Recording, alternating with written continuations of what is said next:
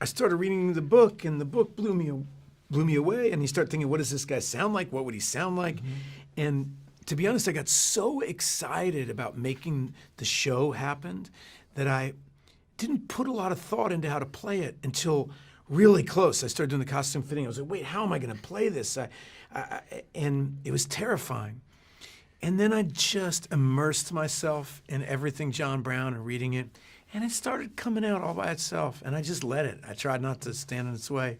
It's very rare in the history of mankind that somebody takes up arms late in life. John Brown was a nonviolent abolitionist, good old-fashioned Christian until his mid-50s.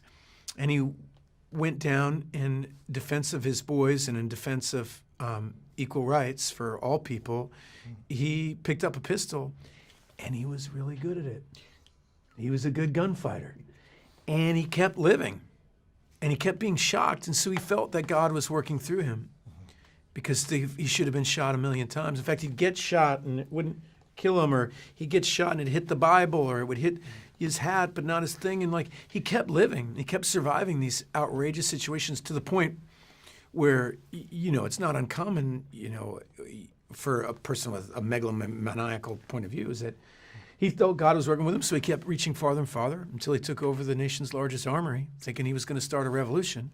And he kind of did. I mean, he failed that day, but he won the war.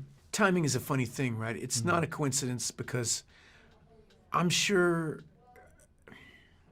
these stories keep going over and over and over again. The story of man's inequality to man is ancient. And it doesn't matter what part of the world you go to. You can go to Vietnam, or you can go to Russia, and you can go to India, and you can go in terrible, people have treated each other awfully. Sure. Rwanda. I mean, you go everywhere, everywhere but Canada. The Canadians are really nice. I don't know why, go figure. But they're the only country, they have a leaf as a flag. It's kind of amazing. I love them for that, But the rest of us just keep hurting each other, and so sadly, I think I'm worried this story is always relevant, but it's particularly relevant right now in this country as we feel the flames of division being fanned even more. And what I was moved by this book is it did the opposite of that. It reminded everybody that we're all actually have moms and dads and children, and we all want people to like us, and we all want food, we all want to have friendship and to be cared for and to grow old with grace. I mean, right? We're not very different, really.